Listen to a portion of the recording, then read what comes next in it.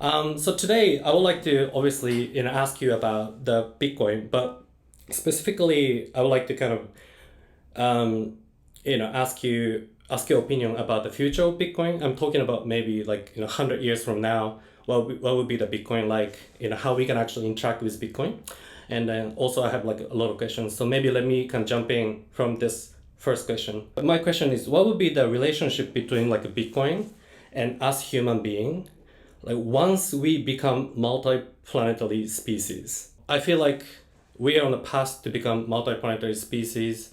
We may find ourselves on Mars maybe in 100 years or maybe 150 years. At least Elon Musk is working on it. And in my knowledge, there's no internet on Mars right now. So I was wondering, like, if there's a people living on Mars, and if there's no internet, are we able to use Bitcoin? If not, it's gonna be worthless. And then, what kind of like a financial like a transaction are we actually doing? And is there any role of Bitcoin on Mars? And I'm sure you're buying Bitcoin for next generation. I kind of wonder like what kind of world do you see if we ever hit and become like a Well, multi-planetary like species? you're asking, there's two questions there. How's Bitcoin going to evolve and how's the human race going to evolve? I think the constructive way to think of this is Bitcoin serves as the digital foundation of money. And so as a digital foundation of money, its real power is you can build things on top of it. So one thing you can build on top of it is a family treasury. So you've got 8 billion people on the planet, and those people can start to own Bitcoin as their own property. But the other thing you can build on top of it is a corporation. So there are 100 million companies on the planet. So each of those companies can start to build a treasury on top of Bitcoin. You can also build institutions like universities and endowments and agencies and nonprofits.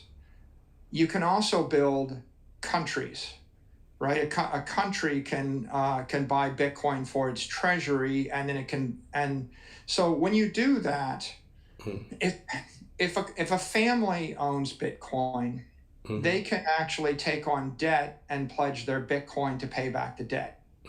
When a company owns Bitcoin, the company can issue stock and back the stock with Bitcoin. When like MicroStrategy's done that. When a government owns Bitcoin, the government can issue a currency that's backed by Bitcoin. So that's and I see the future of Bitcoin as the 21 million will be the base layer and it'll be the settlement network. But you're going to see layer twos on top of it, like Lightning is a layer two. Any open permissionless protocol that's available globally could be a layer two. Lightning is the most famous, but you could imagine other layer twos. And if they're open and permissionless, then there are layer threes. A layer three is a custodial layer, like Block will a Cash App will hold your Bitcoin, or any custodial wallet that holds your Bitcoin. And even beyond that, at layer four, layer five, you'll see companies like MicroStrategy. When MicroStrategy exists as a company, we are a custodian of Bitcoin, and then people own our shares, or they trade our options, or they own our debt. And so you have layers of trust. And the real brilliance of Bitcoin is that it doesn't just give a solution to the individual. It also, you could say, well, okay, I live in the middle of North Korea and I need a way to own property. But it also gives a solution to a company. So if you have a company in Venezuela, or a company in Argentina, or a company in Turkey, and they want to own property and protect their own financial sovereignty, it's a solution for them. It's also a solution, we oftentimes talk about be your own bank, but it's also a solution to make a better bank. So I can make a better bank because I can back the bank with Bitcoin instead of backing the bank with a local fiat currency or backing the bank, if I had a bank, well, then the dollars are losing 7% of their value. But if I had a bank backed by corporate debt, that might even be shakier than the dollar. And if I had it backed by sovereign debt that's locked up for 30 years, that might be even shakier than owning the cash. So if I had a bank backed by Bitcoin, I have maybe a more solid bank. I can trust it. Now, that's the Bitcoin future. The Bitcoin future is Bitcoin fixes everything. So it spreads to 8 billion people, 1 billion families, 100 million companies, 100,000 agencies and institutions and universities, 180 countries, right? Bitcoin is going everywhere. Now, let's talk about the human race. Yeah. So you said, well, what happens in 100 years to us? We become a multi-planetary species. Well, we know enough to know that the best planet in the solar system is the Earth with 8 billion people, and it's very rich in natural resources. It's very pleasant. If you were to ask people how many want to move to the North Pole or the South Pole right now, they could. They choose not to. It's 100 times easier to move to the North Pole than it is to move to Mars. It'll probably always be 100 times easier. So how many people that want to move there? The answer is not that many. Yeah. So what will likely happen, before interstellar travel, if you're just talking about multi-planetary travel, is perhaps we'll go to the moon or asteroids or Mars in order to do some mineral mining or to do some science or to do something. But presumably it's never going to be more than 1%. A very small percent of the human race's economy. 99% of the human race's economy is going to be probably in the atmosphere of the Earth, and so for that part of the economy, you can always settle on the base network. Although I really think that most of the economy is going to settle on layer 2s and layer 3s. I think that 99% or 99.9% of the transactions will be Lightning transactions or like Cash App to cash tag transactions or things like that. That's already the case, by the way. If you counted the number of transactions that involve Bitcoin exposure on the base layer, and then you compared it to the Bitcoin transactions on Lightning, or the Bitcoin transactions on the crypto exchanges, which are layer 3s like Binance and Coinbase, or you counted the number of transactions of derivatives like MicroStrategy stock or Grayscale or ETFs or futures or options on NASDAQ or the CME, or you counted the number of peer-to-peer transactions on Cash App, what you would find is there's a lot more transactions, an order of magnitude, 2 orders of magnitude more, going on layer 2s and layer 3s already. So that will continue. So now you get to the issue of, well, is Bitcoin going to be useful, if you have people living on the moon or living on Mars?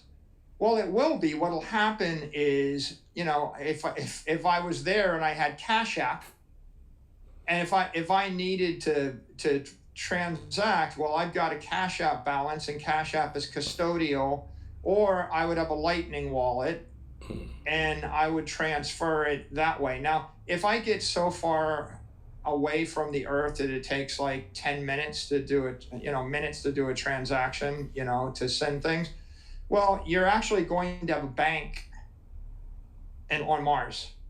And that bank on Mars will be a custodian, a layer 3 app. Like, for example, 55 million people can move Bitcoin instantly for free between each other on Cash App right now. You can create Mars app. You can put it on Mars. And, if you have 5 million or 50 million people that happen to be there, they could move Bitcoin between themselves on Mars. And you would say, well, you have to trust Mars, Mars app. Well, yeah, but the point is, if you live on Mars, you have to trust the Mars Corporation to give you oxygen and to give you food and to give you energy and to ship you everything. right? If you live on the moon, you have to trust, the company that put you on the moon to keep you alive and bring you back. So there is going to be a trusted relationship. And you can actually imagine that you can move Bitcoin anywhere. I mean, the more interesting question, by the way, is what happens when we become an interstellar species? So we figure out faster than light drive or hyperwarp drive, and we go to 100 stars, and there's 100 planets, and each of them are as big as Earth. In 1,000 years, will Bitcoin still be meaningful? Yes, because Bitcoin is the human race's first protocol for preserving value. So what would happen is the colonists that showed up in that foreign place would be using Bitcoin, on the Proxima Centauri Bank, right? And the Proxima Centauri Bank would settle with, the Earth Bank, via Starship. And maybe they would settle slowly. It takes them a year to settle or a month to settle. But then once they settle, right, they become their own integrated network. Now, we saw this before. For example, when people colonized North America from Europe, they use European money and European credit. And so there was an integration of credit and other forms of money between North America and Europe. Like I owe a bank in London a bunch of money. Okay, and how long does it take to settle? Well, if you settle with gold, it would take 6 to 8 weeks to go each way. So I think that for the next 100 years, 99% of the economic energy or value is on the U.S.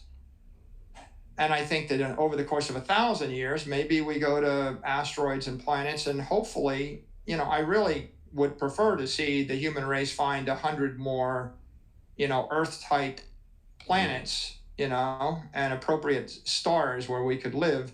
I mean, if you want to make the human race spread by a factor of 100x, I don't think anybody wants us to live on asteroids, or on Mars. No, if I said I could put 8 billion people on the North Pole, that doesn't sound like a fun existence. So that's not my idea.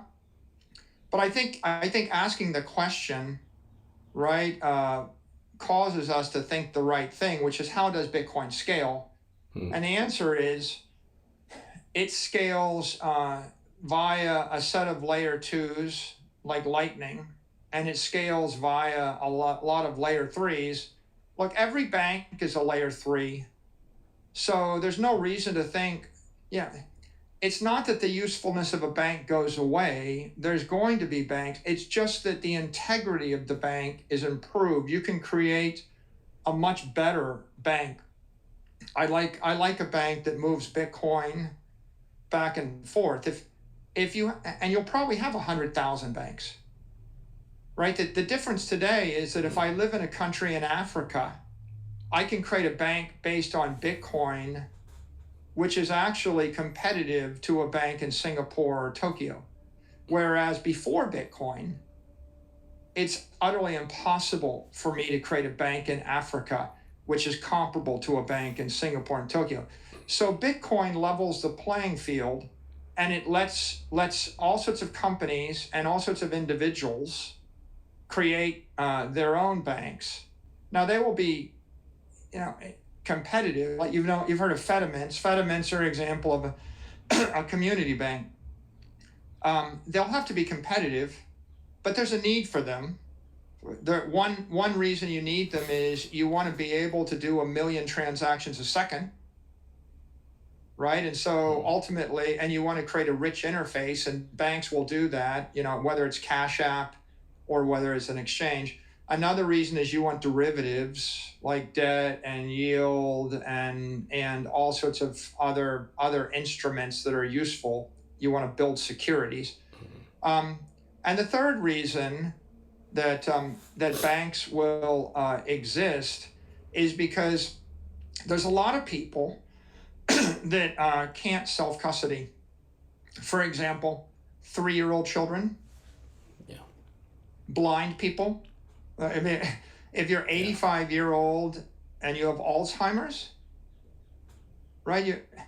The issue is, should an 85-year-old that can't read the computer screen or can't type, should they be deprived of economic rights and property rights? Right? So there are going to be political reasons for banks. They'll be mandated by countries. There's going to be technical reasons for banks. There's going to be ethical reasons for banks. There are going to be functional reasons for banks.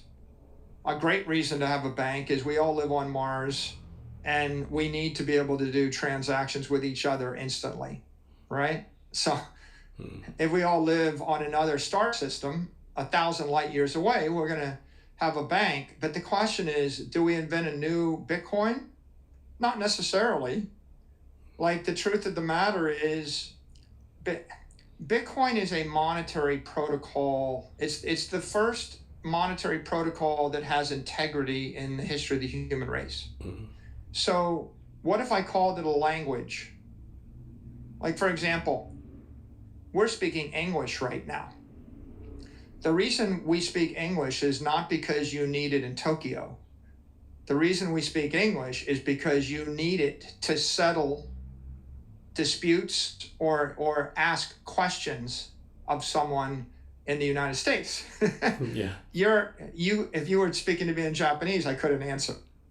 So you need to trade information with people along a far distance away culturally. So if we go to Alpha Centauri or we go to Mars, will people still need English? Yes. Yeah. But it might take a year to get a message to them, or a month, or 10 minutes. But we'll still need English.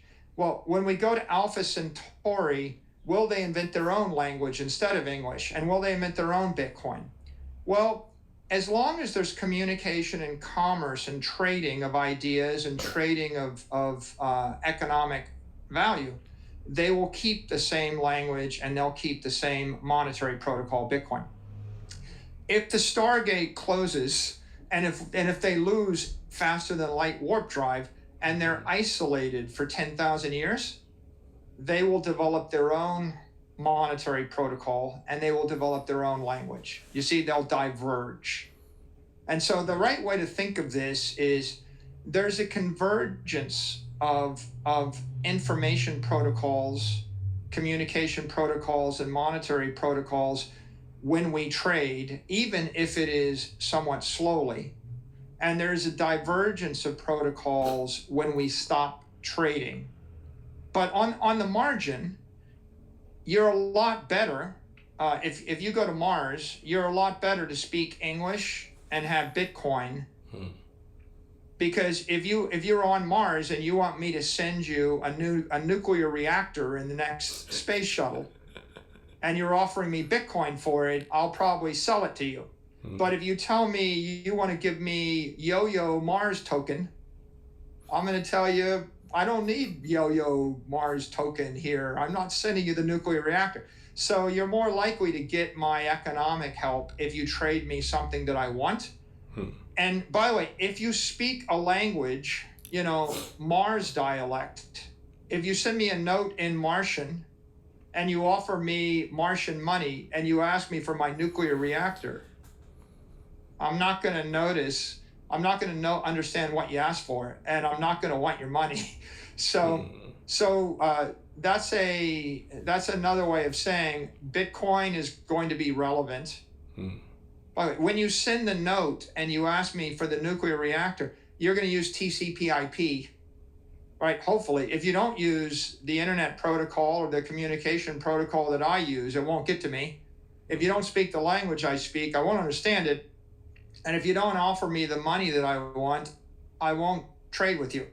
So you see that principle, by the way, is the same when we ask the question, can someone in Japan trade with someone in Korea, trade with someone in Nigeria, trade with someone in India, trade with someone in the US, trade with someone in Argentina? And the answer is over the internet, using a common language, using a common money, yes. change the communication protocol, the language protocol, and the money protocol? No.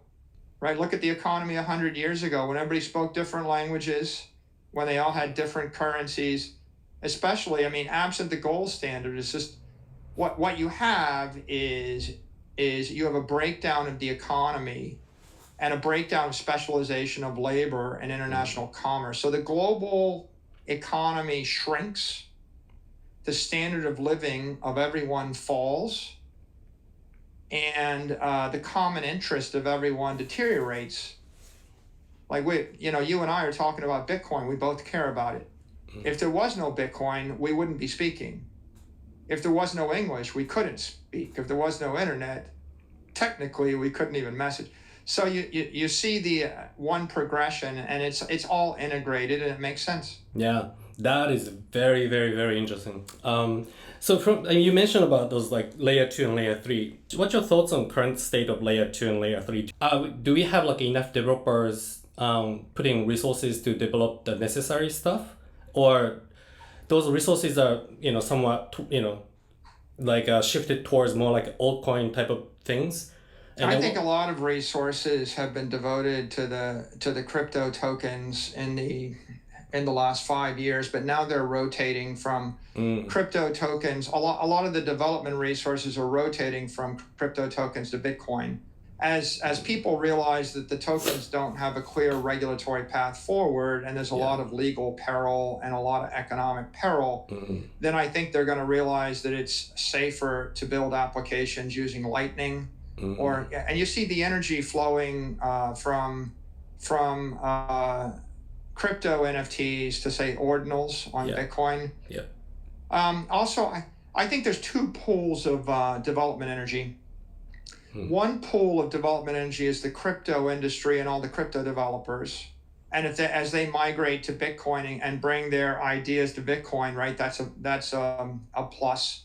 The other pool of development energy and talent is in mainstream software. It's at Microsoft and Meta and Google and Apple and Block and MicroStrategy and Oracle and the like. So those companies were reluctant to invest in crypto without clarity because the industry went through this, regulatory chaotic period and kind of is in it. As big publicly traded companies and big banks and big tech companies start to feel safer and more comfortable with Bitcoin, they're going to assign thousands and tens of thousands of engineers to work on Bitcoin applications on layer 1, layer 2, and layer 3 protocols.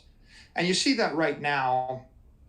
Well, like Binance supported Lightning, Coinbase has announced they're going to support Lightning, Cash App has supported Lightning, MicroStrategy is working on a Lightning application, right? I mean, pressure will build for every bank to support Bitcoin, and then eventually, when the Googles and the Apples of the world start to build it into like Google Pay and Apple Pay, and when big banks start to actually build support for layer 1, layer 2 protocols into their websites, right? Then you'll have an entire new universe of developers and a new universe of products and services. So that's probably what you should expect over the next decade. The first decade, the industry is trying to figure out, is trying to settle a bunch of fundamental issues like what's the best protocol and what's the right way to do this. The next decade will be building on top of Bitcoin as the universal, monetary standard for the world. I see. So you mentioned about this like a regulatory, problem, on altcoin side, right? But like recent news about like XRP, I'm sure like, you have been asked so many questions. Specific judge basically talk about like in certain cases, it may not be like a securities. And then altcoin people got kind of excited about it. And then what do you make of that like a judgment, and what do you think that's going to lead to? Well, the following week, another judge rebuked the first judge. So there's actually a lot of controversy and chaos and ambiguity in the legal system. The real issue is if you're a publicly traded company, when you do things, you go to your legal team, and the question is, is this going to get us sued? And is this going to create a liability? And if the answer is maybe, you don't do it. If the answer is there's a 1% chance, you don't do it. So right now, what you have is you have one thing that's certain. Bitcoin is an asset without an issuer. It's a commodity. It's certain. If you say something about Bitcoin, you can get a legal opinion, and the legal opinion is that's a commodity, that's not a security. If you say something or do something with anything else, you're not going to get a legal opinion that that is a commodity. So you have 25,000 things that are ambiguous, that come with risk. If you have an entrepreneurial team, in a country that has weak regulation, and it's chaotic and the currency's collapsing, well, then you're willing to take a lot more risk, right? Mm-hmm. If I was in a war zone, I would take a lot more risk. And if the currency was going to zero in the next 3 years and I was about to starve to death or be impoverished, I would take a lot more risk. But the risk tolerance of an American bank or a big American company or American investor is orders of magnitude less than that. And the truth is, the rest of the crypto ecosystem is a liability to Bitcoin because the rest of the ecosystem creates reputational risk due to confusion. So at Apple Computer or Google or some big company, they would say, the lawyers would say, Bitcoin is safe, but people might think we're doing something with the crypto token, and then they'd be confused, and that might create negative publicity. So ultimately, the issue really is the industry needs to clean itself up, and it needs to establish clarity and consistency such that there isn't reputational risk or economic or legal risk or criminal risk for the actors in the ecosystem. And then as that happens, you see orders of magnitude more development and orders of magnitude more capital come into the ecosystem. Another question I kind of wanted to kind of dig in a little bit more with you is like AI. So I was watching like a lot of discussion around like AI and Bitcoin, and some people argue that like as AI advances, like machine speak to machine automatically. Then at the time, machine like AI might prefer like Bitcoin or Lightning because it's neutral. Do you think that can happen? Do you agree with that? I think Bitcoin is digital money, which means that any two entities can trade it instantly. Okay, so that means that if you're an AI bot and you want to trade with another AI bot, you need that, right? Let's come back to a basic principle. Yeah. If I have $1 million and I want to trade it 40 times using a credit network, well, all 40 participants need to have a bank account with a local bank. They need to be able to clear through their central banks. And so you have 40 banks involved. You have 40 individuals with bank accounts. Each trade is going to take a month to clear. If I wanted to move $1 million 40 times on the Lightning Network, it would take me 1 minute, like 60 seconds to move it 40 times, and I would pay 1 penny, 2 pennies. So you see the difference is, and all 8 billion people on the planet could do it. 100 million companies, 8 billion people, right, could do it. So you have one system which is instantaneous and nearly free. And you have another, and open, and you have another system which is crippled, slow, and obscenely expensive. And so now you're an AI. Well, how do you actually get a bank account if you're an AI? You can't. AIs aren't people, right? You can't get a credit card. So if I spin up 100,000 AI entities, they can't get a bank account, they can't trade, and why would anybody want to wait 4 years and pay all their money in order to trade 40 times? So as a practical matter, you need a digital network in order to trade. Now, the other point is, if you want an AI to function, you need to endow it with money. So how do I set up a bank account if I'm an AI? Or how do I create a bank account for the benefit of the AI? There's no legal structure to do that, right? Like, so I could create an AI as an endowment, but if you're going to endow an AI, you need to endow it with Bitcoin, because you need to put money into the endowment. You need to assign it the Bitcoin digitally that will last forever, that it has control of.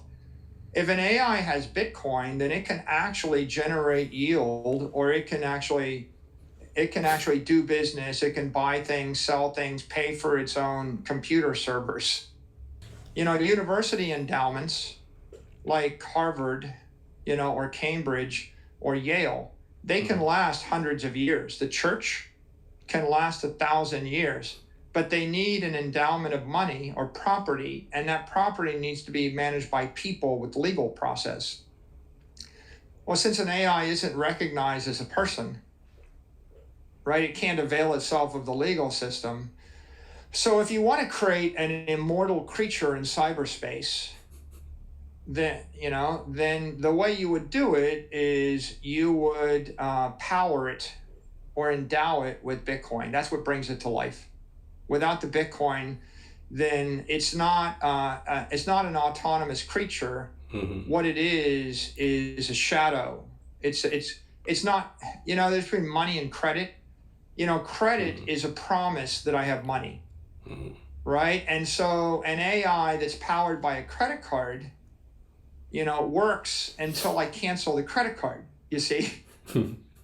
Right? So you can just, it's kind of like I can pull the plug on it. So if I want to actually create something which is everlasting, then I need to give it a digital power source that's pure digital that it controls. You can't give it an analog power source. So what you'd want is a pure bearer instrument that you could deploy that is money and not credit, if you actually, and you want it because you want to have autonomy and sovereignty.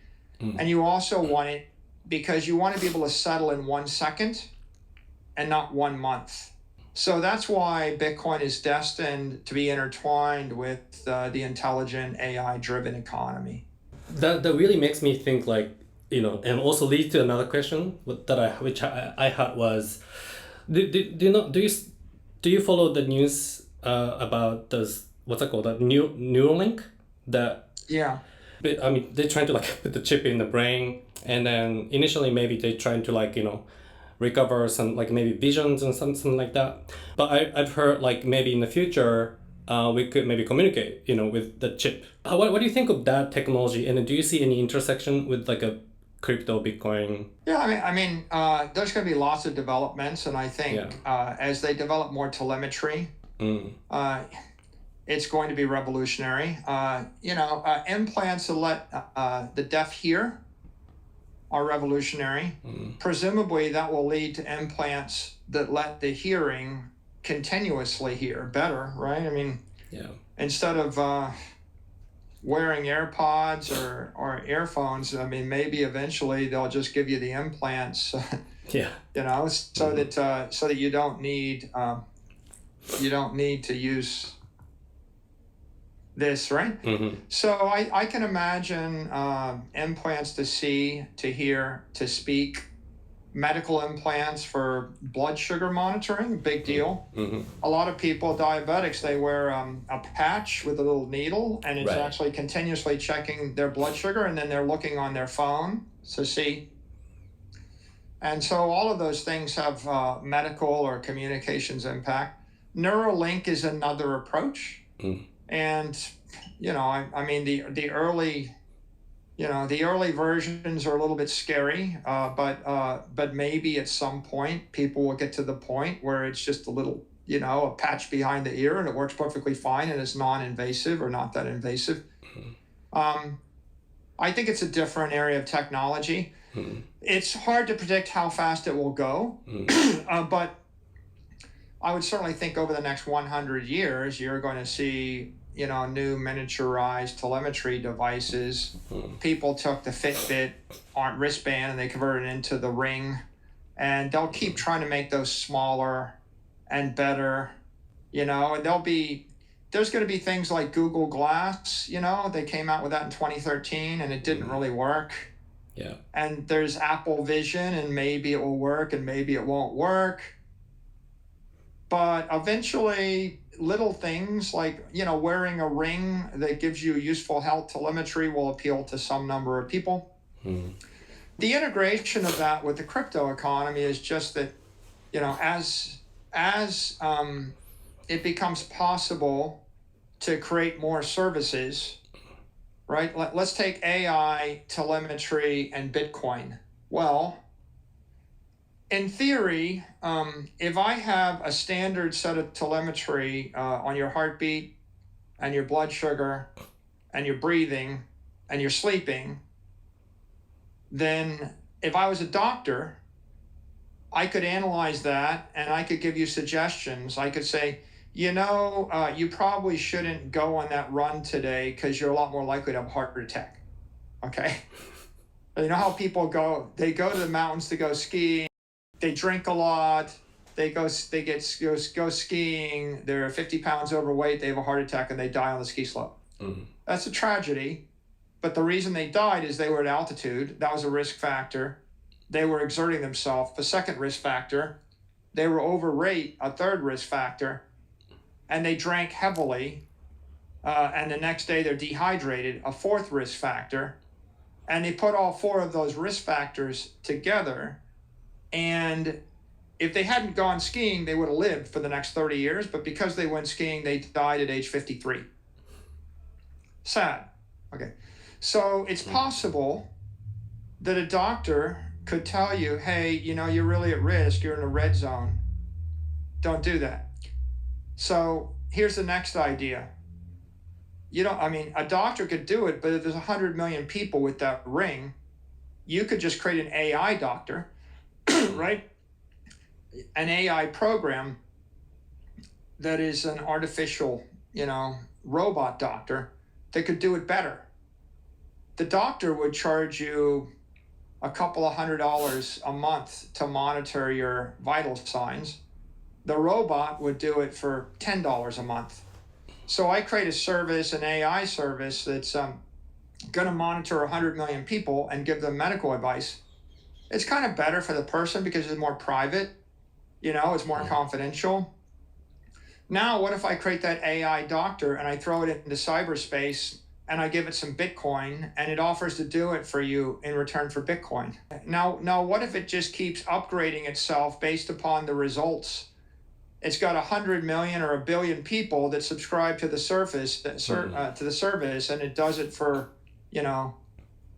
100,000 Satoshis a month or 10,000 Satoshis a month. Pretty soon it's Satoshi Doctor, and it's not a company and it's not a person, and it just gets smarter and smarter. Now, what if you did it as a corporation? Well, you do it as a corporation, and then the company creates a program to do it, and it offers basically nearly free medical care. But then all the other doctors in the country don't like it, and so they go to the government, and they get the government to ban it. Because the other doctors are in a union, or the doctors say, well, there's nothing for us to do, and so the government passes a law saying you have to be a human in order to give medical advice. Would we discriminate against a robot? Sure we would. For example, if you're an American doctor and you go to Tokyo, are you allowed to practice in a hospital? Probably not. So if we discriminate against foreigners, we'll certainly discriminate against non-people.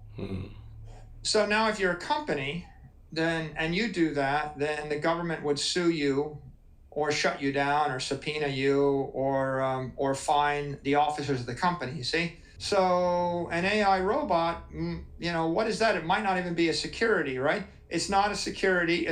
Maybe it's a commodity. Maybe it becomes, maybe an AI creates a health protocol that's like a layer 2 on Bitcoin, that's not a company, that's not a person. You know how you join Bitcoin in order to protect your economic health? Well, what if you joined, HealthBot, the health robot, in order to protect your actual health? And what if anybody could join? And it worked everywhere in the world. Maybe in a certain country it's illegal because the doctors have a union, but people join anyway because maybe the health bot figures out how to let you live an extra 30 years.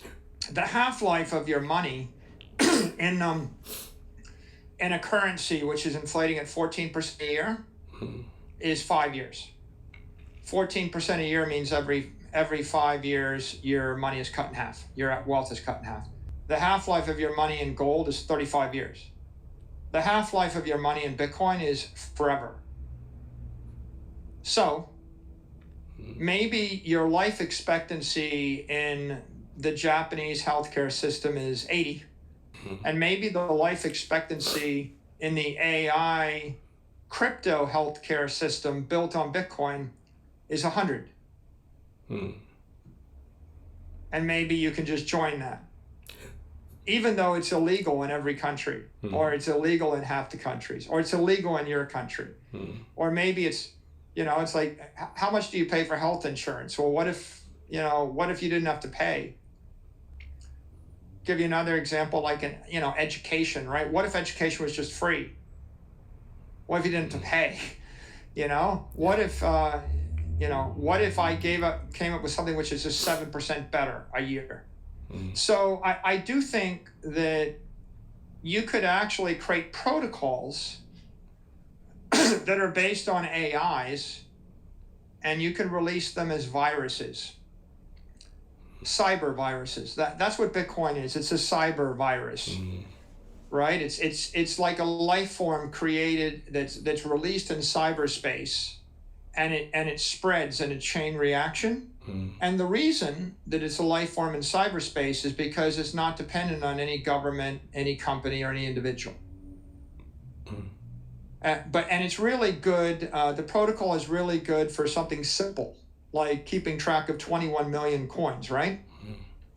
But if you wanted a protocol to figure out whether you're going to drop dead of a heart attack today after a night of heavy drinking or after a blood pressure thing, then you can't do that with simple code. You probably need an AI bot. But you probably need to release the AI bot into cyberspace and let it outside the control of any company. Because you notice the existing AIs, they actually say something that offends the country, and so they get censored. You have censorship-resistant money. That's what Bitcoin is. Yeah. What about censorship-resistant medical advice? What if the government wants you to eat bugs and if the government wants you to eat bugs and processed food, but the AI doctor thinks that the healthiest thing for you is to not eat bugs? You have a distinction between companies which create securities that are regulated, so regulated entities, and then you have commodities or protocols which are unregulated. So electricity and math and Bitcoin and fire, they're protocols and they're commodities. They're knowledge. They're empowerment. You want to spread them. They're not regulated. But things created, products, services, and securities created by companies are regulated. The AIs create the possibility to create products and services that are commodities that are unregulated if you pair the AI with the Bitcoin, right? Censorship-resistant money can bring censorship-resistant products and services to the world, which is an interesting idea, right? It's a way to spread empowerment, not just economically, but spread education empowerment. Mm-hmm. Like, what if it's illegal to offer education to a certain group of people in a certain country? Well, you could create an AI bot, AI Socrates, that isn't a company, that isn't anywhere, backed by Bitcoin, that does that, right? Yeah. And you release that. Just like, it might be illegal to start a fire or use electricity in a country, but it's hard to stop someone from doing it, like, if they know how to do it. It might be illegal to speak English, but you can't stop someone from reading in English if they know how to do it. So I think that the path forward to prosperity is through protocols, through global protocols, as opposed to, if your idea is every product and service must be delivered by the government, that's communism, and you know how that ends. Not very well. Correct. And if your view is every product and service must be delivered by a company, that's corporatism. Companies do some things well, and then sometimes they cancel you and they don't do some things well, and they're very scary and they have a lot of constraints. So if the path to prosperity is through a protocol, no one can stop you from adding up numbers in your head, right? That's really empowering to the human race to release calculus or release arithmetic or release geometry into the world. So I think that in the coming 100 years, there's great opportunity to create protocols that empower humanity. And that is kind of the crypto ethos, right? Yeah. The real key is I think that they're much more ethical protocols, and they're going to be more durable if they're based on Bitcoin. They need to be based on an open, permissionless commodity and an asset without an issuer. So building that crypto economy on Bitcoin with functionality and layers above it is the path forward. Wow. Well, thanks so much for the wisdom and idea of the next 100 years. Could you maybe give us a message for especially people who haven't maybe thought through Bitcoin and maybe started to entertain the idea of Bitcoin. So what's the power of Bitcoin to the people? Yeah, I think the biggest macroeconomic idea is that on average, the US dollar, the world reserve currency, and currencies that are pegged to it or trade close to it at parity have been losing 7% of their economic value every year for 100 years on average. So typically the monetary debasement rate is about 7%. Wow. The return or appreciation of a market basket of highly desirable corporate stocks, the S&P index, is about 7% over the same time period. So if you have wealth, if you had $1 million, 100 years from now, if you invested in the S&P index, you'll have an amount of money or amount of wealth worth the same amount, $1 million. It'll look nominally like a lot more. It's going to double every 10 years for 100 years. So it'll look like more, but it'll be worth the same amount because the currency is losing value at the same rate that the portfolio is accelerating. Yeah. If you take that same $1 million and you invest it in bonds that are yielding 3.5%, well, then you're going to end up with about $35,000. But you're going to end up with 3% of your wealth. You're going to lose 96 to 97% of your wealth if you're holding a bond portfolio for the 100 years. If you take the $1 million and you hold it in just currency, the dollar, that will be worth $1,000. So you will lose 99.9% of your wealth. It'll be worthless in 100 years. So in terms of investment strategies, if you invest that in highly desirable, perfect real estate property, you might get 1 or 2% better than the S&P index, but you might just get it. And most other strategies that are diversified, mixtures of stocks and bonds, will underperform the 7%. And so you're going to get a blend like 3, 4, 5%. So the best you can do with any conventional strategy, or either conventional equity or conventional property, is to keep up with the monetary inflation rate, which means you can't build wealth. You might be able to maintain wealth. On the other hand, if you take the $1 million and you invest 10% of it in Bitcoin and the other 90% in the S&P index, you can look at Bitcoin and say, well, what's the natural organic appreciation rate of Bitcoin? In my opinion, it should theoretically be about 14% a year versus the 7% a year for the S&P index. Because Bitcoin, it has all of the attributes of an asset that's a security, but it doesn't have the liabilities of companies. There's none of the dilutive effects that hold back a company apply to Bitcoin.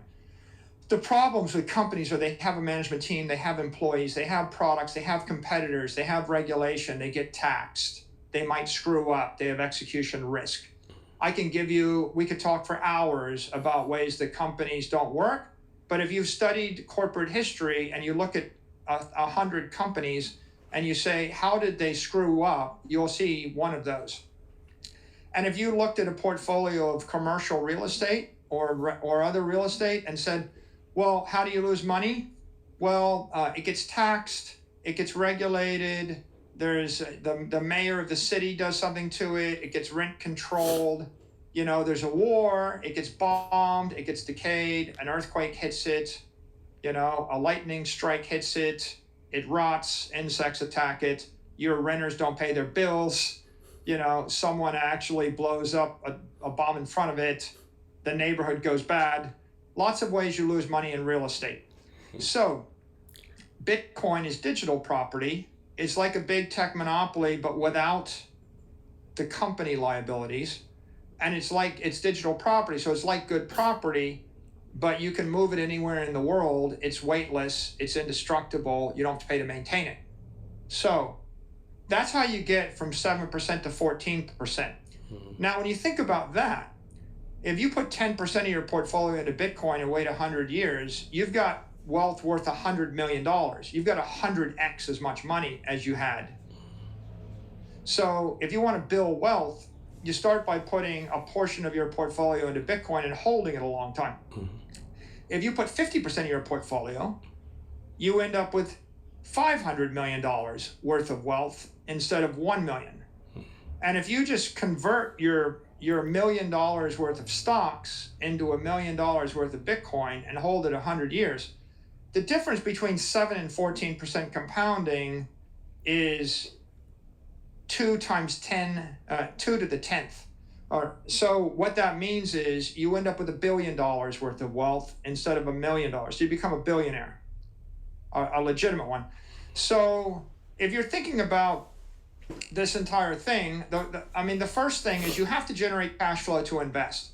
So you got to work hard at your job as a doctor, whatever you do, your vocation, you have to go and you have to generate cash flow or raise money to invest. You have to raise equity, raise debt, or generate cash. Those are the 3 ways to get the money. Once you have it, the difference between losing 99.9% of your wealth or generating 1,000x more wealth is, do you invest in cash? Do you invest in bonds? Do you invest in diversified equity? Do you make perfect investment decisions, or do you invest in property, or do you invest in Bitcoin? And the range is 1,000x on one end and 99.9% loss on the other end. And then it's just time. You have to let time work. Because the one thing that you can be sure of is time creates chaos and inefficiency. Everybody knows if you look at that house and you don't do anything for 100 years, you can predict the house is going to decay. Everybody knows if you hold $1 million worth of Argentine pesos and wait 100 years, they're going to be worthless. Do you know the peso used to be worth $1? And today, you know, as we're sitting here right now, the exchange rate is 570 pesos to the dollar. Whoa. Okay, do you know what the peso was trading at 5 years ago? 30. 30. Do you know what the peso was trading at 1 year ago? 293. Whoa. So you have a very simple example where with the peso, if you waited 23 years, you would have lost 99.8% of your wealth.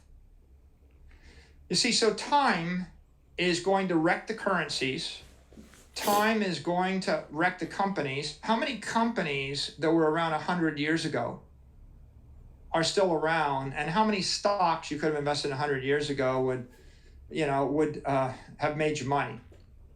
You know, so what is timeless? Like a bunch of land, like for example, the middle of Tokyo, the Imperial Palace.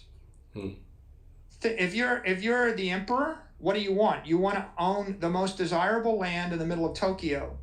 How long do you want to own it? Forever. When are you going to sell it? Never. If you're the King of England, what do you want to own? The most desirable land in London. How long do you want to hold it? Forever. When are you going to sell it? Never. Is it more valuable today than 100 years ago? Yes. You see? So what you want to own is the most valuable property in cyberspace. Bitcoin is the most valuable property in cyberspace. How long do you want to hold it? Forever. How much of it do you want to buy? Well, go back, do a little thought experiment. Go back in time 100 years and take all your family's assets and ask yourself how much property in the middle of Tokyo should you have bought? None? Some? As much as you could. Right? Generally, the answer is as much as you could. Yeah. As much of New York or London or Tokyo. Right? Because, and here's the key point, politicians can make more currency. They will make 7 to 14% more every year forever. The AI bots, they can make more music and more products and more services. Factories can make more products, right? Humanity is going to be able to make more products, more services, more bonds, more securities, more equity, more currency. What is it that they cannot make more of? They can't make more imperial palaces in the middle of Tokyo. There's just one. They can't make more Buckingham Palaces. They can't make more beachfront property at the #1 resort in your country. So find the most desirable property that the robot can't make any more of, that the AI in cyberspace can't make any more of, and that the next governor or president can't make any more of. Buy that. You know, 1 acre in Miami Beach was $10,000 in 1923. And today, it is $10 million.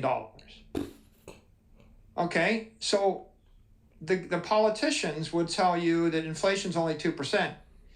But if you're a mathematician, you know that land went up by a factor of 1,000, and the real inflation rate is 7.5%. Why is it that real estate in Palm Beach or Miami Beach went up by a factor of 1,000? And the answer is because that the robot can't make more of, Henry Ford can't make more of, John D. Rockefeller can't make more of. No amount of science, no amount of computer chips, Apple, Google, Facebook, they can't make more of. The central bank can't print more of it.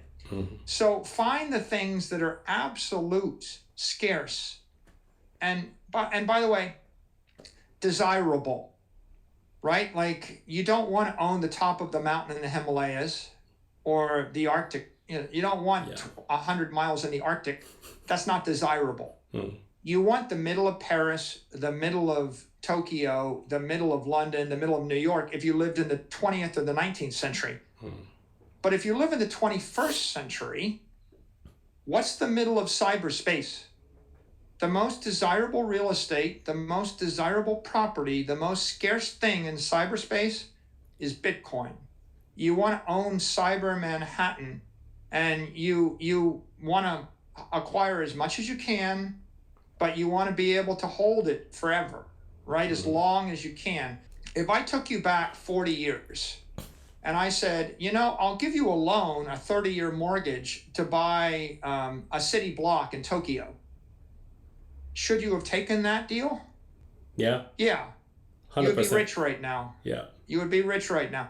If you get long-term financing that is not going to liquidate you at a very reasonable interest rate, then you would want to buy I'll sell you all of Tokyo. Do you want it? Now I'll say one more thing. If I show up and I said to the emperor, or if I said to the king of England, I hear there might be a plague in London and a lot of people might die, so I'll buy your palace from you and then you can go move on to a Pacific island.